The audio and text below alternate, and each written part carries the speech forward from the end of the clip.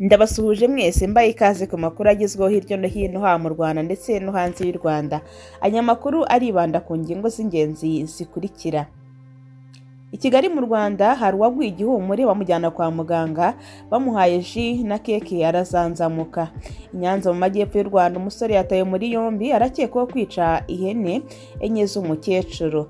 Ni mu gihe abasirikare b'u Rwanda bashimuswe na FDLR bafungiye Kinshasa ariko ngo ntibazabohereza mu Rwanda direct, hari aho bazanyuzwa. Andi makuru kandi nuko muri Afurika umusirikare wa Uganda yarashe mugenzi we bapfa umugore. Ni mu gihe mu mahanga Turkiya yahinduye izina, muraza kurimenya muri aya makuru ku buryo burambuye.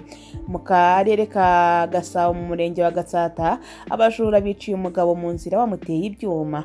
N'abimukira bazoherezwa mu Rwanda batangiye ibisa n'imyigaragambyo. Ikinyamakuru Umuseke cyanditse ko mu karere ka Kamonyi umukozi wo mu rugo akekwaho kwica umukecuru yakoreraga.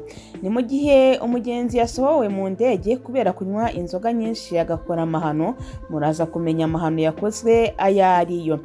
Mu myidagaduro Prince Kid arasomerwa umwanzuro w'urukiko ku bujurire, dore impamvu rero zatumye aburana zose turaza kuzibwirwa muri aya makuru. Turabagezaho inkuru idasanzwe mu nteko Tanzania yaburiye abagabo bacura amashereka abana babo, muraza kumenya uko babigenza. Mbahaye ikaze, nitwa Isabelle Dusengimana, reka mu kanya nyabagezeho ku buryo burambuye.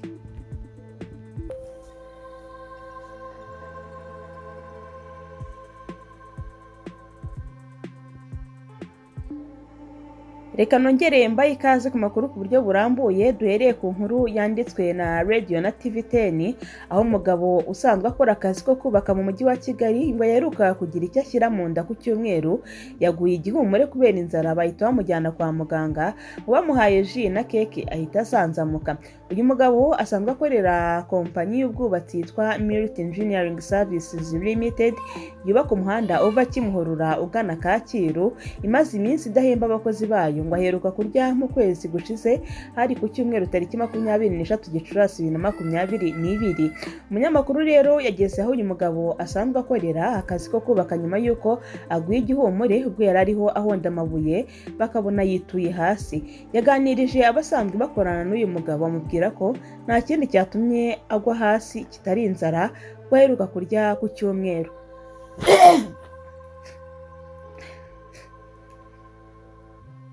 Uyu mugabo batatangaje amazina ye yahise ajyanwa ku kigo cy'ubuzima Ineza mu murenge wa Kacyiru. Akigerayo muganga yamuguriye ji na keke aramuha ahita azanzamuka.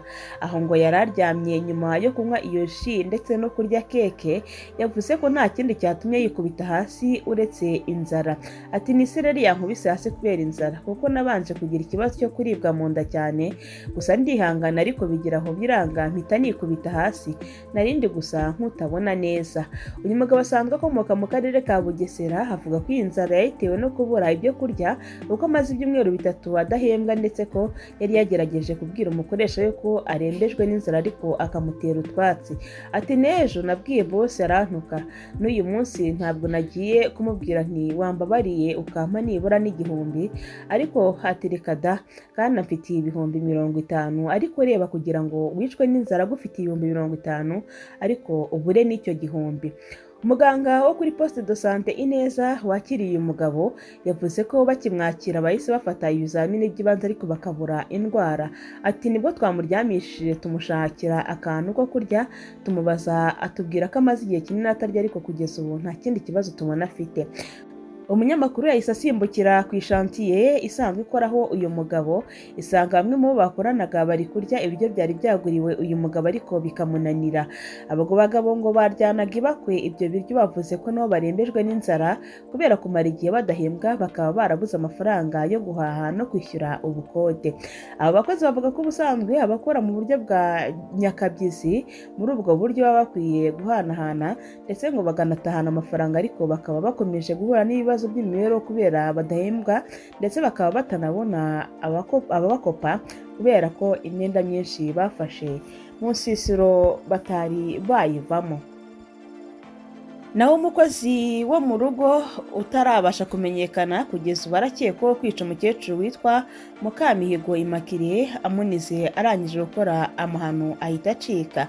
Mukamihigo Immaculée y'imyaka 75 y'amavuko yari atuye mu mudugudu wa Nyamweru akagari ka Bibungo mu murenge wa Nyamiyaga mu karere ka Kamonyi. Umunyamabanga nshingwabikorwa w'umurenge wa Nyamiyaga Mudahemuka Jean Damascene yabwiye ikinyamakuru Umuseke ko amakuru y'urupfu rw'uyu mubyeyi bayamenye saa 12 z'umugoroba kuri uyu wa kane tariki 2 Kamena 2022. Mudahemuka yavuze ko amakuru bahawe n'abahageze mbere bavuga ko uyu mukozi yahigaga ubwatsi akareba n'inka z'uyu mukecuru kandi ko yari amaze iminsi 2 gusa aje muri urwo rugo rwa Mukamihigo. Gitifu avuga ko uyu mukozi batarabonera imyirondoro yasanze umukecuru Mukamihigo mu gitanda cye akamuniga. Ku ruhande rw'umurambo we bawasanze inginga y'igiti. Umuyobozi avuga ko yariho amaraso bikeka ko yayimukubise mu mutwe. Akirangije kumwica afata telefone ya mukecuru ahamagara umuhungu utuye mu mujyi wa Kigali ati mukecuru wawe ntuzongera kumubona, arangije ahita acika. Mudahemuka yavuze ko uwo muhungu we ari we watabaje abantu bari hafi aho ngaho, bagezeyo basanga umubyeyi yarangije gupfa. Ati inzego z'ibanze, polisi, ingabo n'abagenzacyaha twahagiye dusanga uwo mukozi yacitse. Uyu muyobozi avuga ko hafashwe abantu 2 bakekwaho kuba bazi uyu mukozi kuko aribo bamurangiye akazi kuri uyu mukecuru. Mukamihigo Immaculée yarokotse jenoside yakorewe Abatutsi i Kabgayi, akaba yishwe ubwo abarokokeye i Kabgayi bibukaga Abatutsi biciwe aho ngaho i Kabgayi barenga 35,000. Umurambo w'uwo mukecuru mu bitaro bya polisi Kacyiru kugira ngo usuzumwe.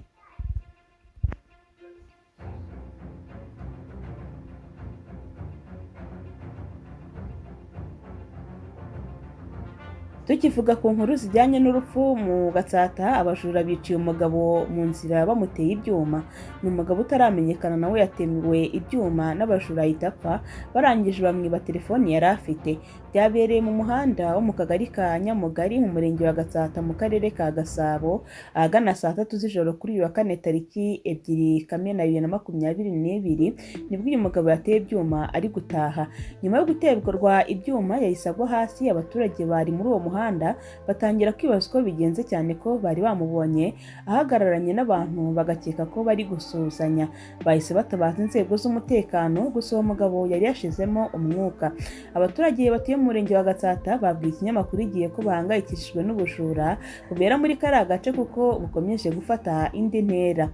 Umutangabuhamya wari uhari yagize ati biragoye gusobanukirwa neza uko byagenze kuko narindi inyuma ye gato, nagiye kubana mbona ahuye n'abantu kuko nabireberaga kure, nagize ngo bari gusuhuzanya ariko nitegereje neza mbona bari kurwanira telefone. Yakomeje agira ati byatumye nambukiranya umuhanda ngo ndebe neza niba ari abajura cyangwa ari abantu baziranye, ariko natunguwe no kubona bamutera ibyuma ahita agwa hasi, ya telefone barayimwambura bahita birukanka bajya mu gishanga.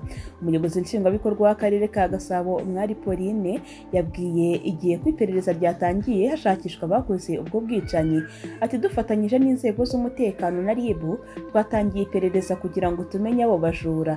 Gatsata ni kamwe mu duce tw'umujyi wa Kigali dukunze kuberamo ubujura bugeze n'aho abantu babura ubuzima, nicyo kimwe na Kimisagara, Gisozi no mu tundi duce dutandukanye tw'umujyi wa Kigali.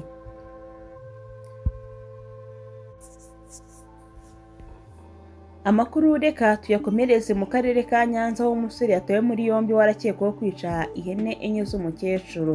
Ni mu mudugudu wa Nzoga mu kagari ka Nyundo mu murenge wa Muyira mu karere ka Nyanza. Aravuga umusore watawe muri yombi akekwaho kwica ihene enye z'umukecuru.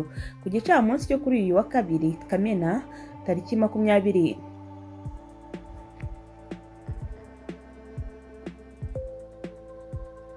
Ku gicamunsi cyo kuri uyu wa 4 tariki 2 Kamena 2022 abaturage bafatanyije n'inzego z'umutekano bafashe umusore witwa Nzayisenga w'imyaka 23 y'amavuko, bikekwa ko yari amaze kwica ihene enye z'umukecuru witwa Nyirabasatsi Julia w'imyaka 72 y'amavuko. Umunyamabanga nshingwabikorwa w'umurenge wa Muyira Muhoza Alphonse yabwiye ikinyamakuru Umuseke ko uriya musore yari agamije kuziba. Ati bikekwa ko yari agamije kuziba bibanzirizwa n'ubugome bwo kuzica. Umuseke kandi wamenye amakuru ko uriya musore yatawe muri yombi ajyanwa kuri sitasiyo ya polisi iri Kibirizi mu karere ka Nyanza. Gitifu Alphonse akomeza avuga ko uriya musore atarazwi muri uriya mudugudu kandi ko nta makimbiranye yarazwi ari hagati y'umukecuru ndetse n'uwo wishe ihene. Ati turashimira abaturage bagize uruhare ukekwa agafatwa, bityo bakomeze bacungire umutekano buri wese abe ijisho rya mugenzi we.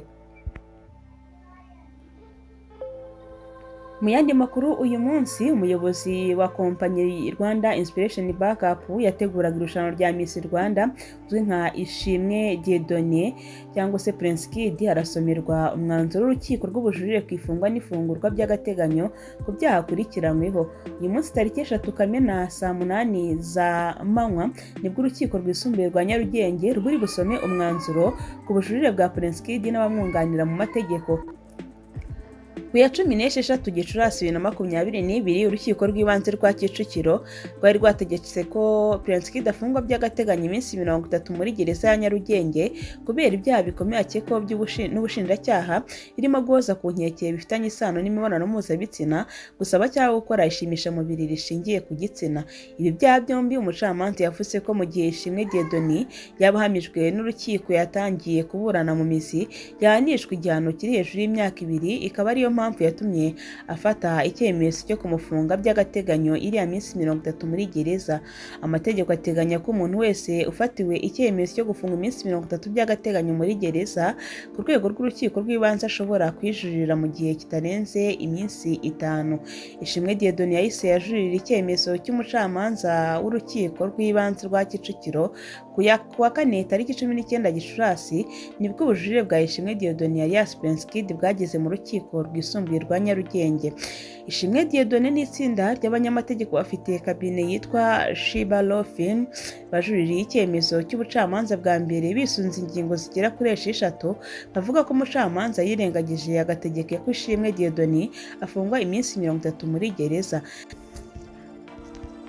Mu bubanyi n'amahanga, abasirikare 2 b'u Rwanda bashimuswe n'umutwe w'iterabwoba wa FDLR ufashijwe n'igisirikare cya RDC FARDC bafungiwe mu murwa mukuru i Kinshasa.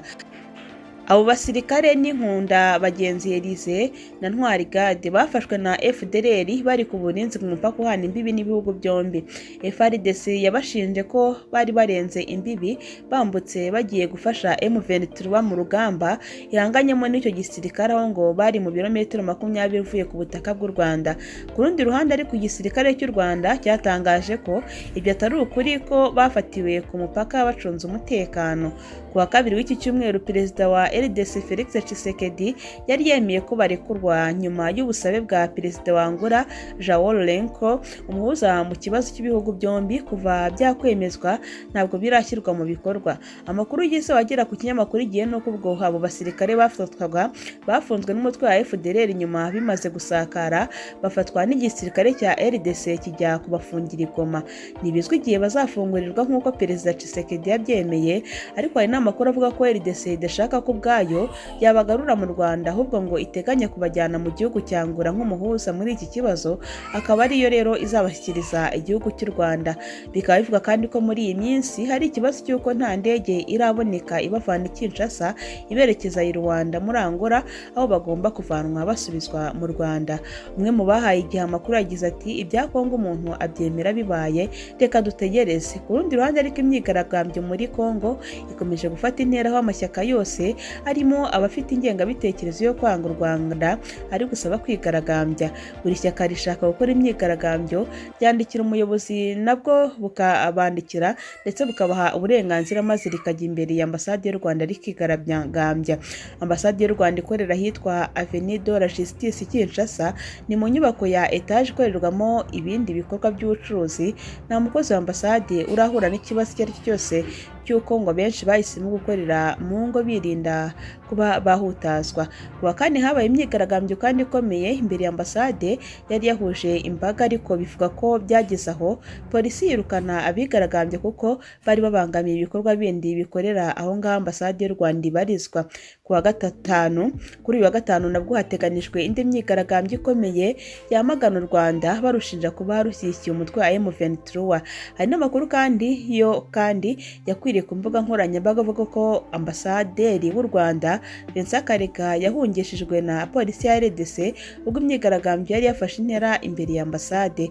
Gusa abahaye amakuru igihe babwiye ko bazi neza uko byagenze. Bivuga ko mu gihe imyigaragambyo yabaga ku wa kane ambasaderi w'u Rwanda yari mu rugo rwe kandi ngo nta kibazo na kimwe yigeze agira.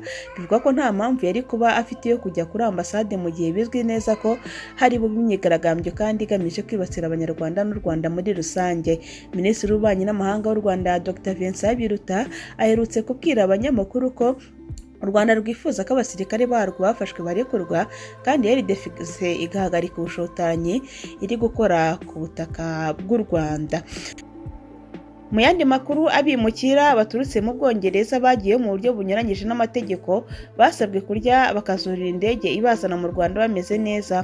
Bamwe rero ngo bamaze iminsi biyicisha inzara nyuma yo kubwirwa ko bazohereza mu gihugu cy'u Rwanda. Byitezwe ko bari abantu bazaza mu Rwanda ku ya 14 Kamena uyu mwaka nk'uko Minisiteri y'Ubutegetsi bw'Igihugu aheruka kubitangaza.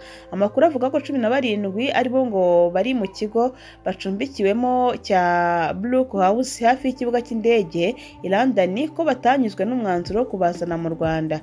Muri Mata uyu mwaka nibwo u Rwanda n'Ubwongereza bwashyize umukono ku masezerano y'imyaka 5 yemerera abimukira baturutse mu Bwongereza binjiye mu buryo bunyuranyije n'amategeko kuzanwa mu gihugu cy'u Rwanda.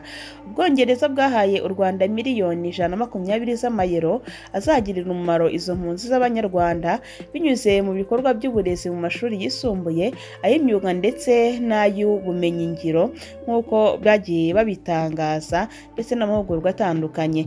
Bazafashwa kwiga amashuri amakuru na kaminuza. BBC rero yanditse inkuru ivuga ko inyandiko yo ku itariki ya 2 Kamena 2022 ibwira umwe muri bariya bimukira ko icyemezo cyafashwe cyo kubohereza i Kigali kitajuririrwa.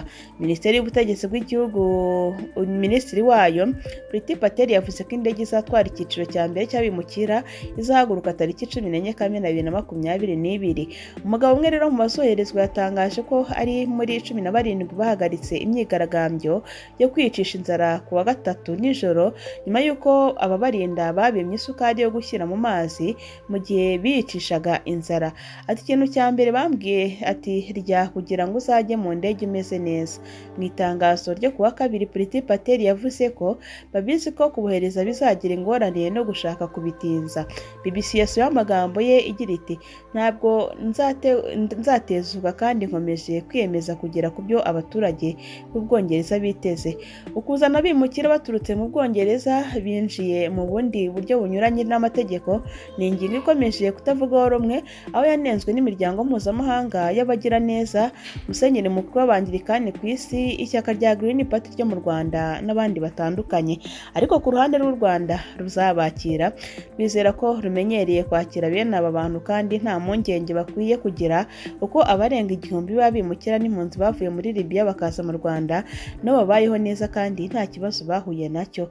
Ni gahunda izibanda ku bantu bageze mu Bwongereza ari bonyine bari mu mato cyangwa se mu modoka n'amakamyo.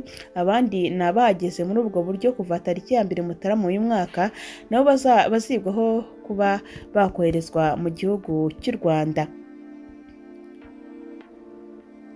Naho abapolisi basohoye nabi umugenzi bari mu ndege ya Jet kabiri nyuma yo kuvuga ko yanyaye ku muvandimwe we kandi akagira uruhare mu ntambara yavutse muri iyo ndege.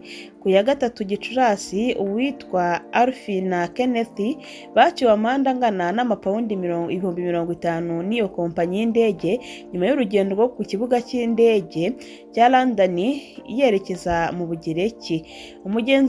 Umugenzi rero utashatse kumenyekanisha amazina ye yashyize hanze video igaragaza umwe mu bavandimwe we asohorwa mu ndege n'umupolisi w'umugereki. Umugenzi wari wanyoye agasembuye bikomeye ku buryo atashoboraga kwigenza yasohowe mu ndege agenda adandabirana. Uyu mupolisi utari wambaye imyenda y'akazi yaje gufasha mugenzi we gusohora uyu mugenzi wari wateje akavuyo mu ndege. Umupilote w'iyi ndege byabaye ngombwa ko ahagarara igitaraganya kugira ngo basohore abo bagenzi barwanya urugendo rugeze hagati. Umugenzi umwe yavuze ko abakozi b'indege basanze icupa rimwe ry'igice rya vuduka munsi y'intebe aho abantu bari bicaye. Ibyabaye byatumye abagenzi bagera kuri 200 batinda kujya mu biruhuko byabo kuko urugendo rwaberekezaga aho ngaho ngo rwatwaye amasaha arenga 3:45.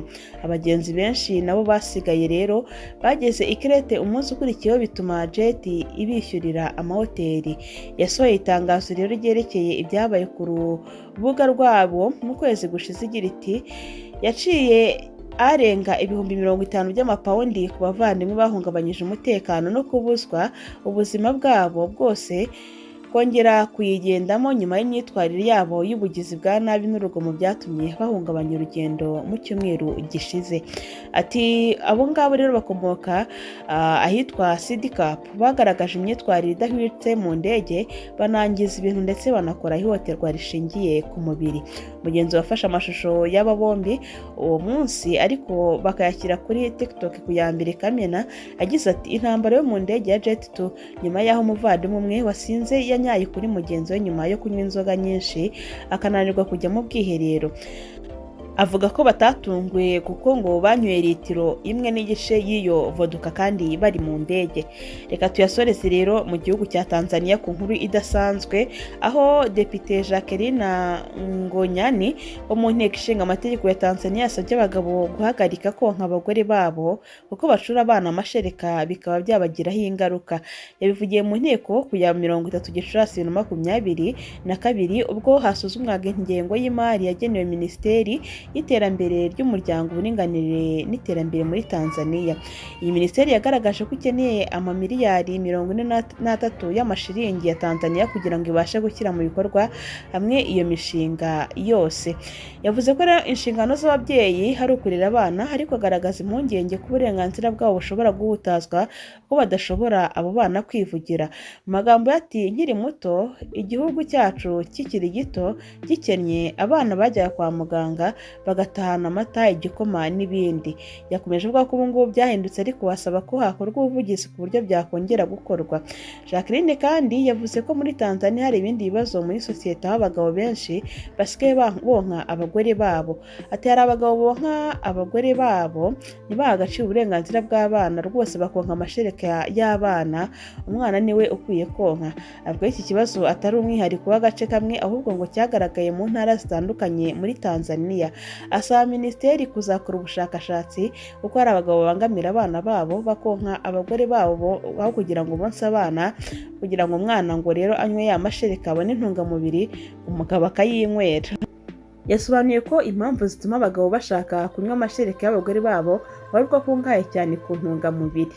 Ati hari umuntu umbwiye ko amashereka y'ababyeyi afite intungamubiri nyinshi kandi hari abagabo babimenye. Amashereka y'ababyeyi afasha mu guca intege isindwe abanyweye inzoga ngo ayo mashereka arabafasha cyane. Depite rero asaba minisiteri gukurikirana icyo kibazo igashyira imbaraga mu kwigisha abagabo ko badakwiye gutsimbarara cyangwa se ngo babangamire uburenganzira bw'abana babo bonka amashereka yabagenewe. Mu mwaka ushize mu karere mu ntara ya Tanga abagore basabye meya kubafasha gukebura abagabo babo bari babarembeje kuko bacuranwaga amashereka n'abana babo. Ntibisanzwe rero reka dusoreze aha ngaha mbifurize kugira ubuzima bwiza ndetse bararikire gukurikira amakuru n'ibiganiro dukomeza kubagezaho. Bye bye.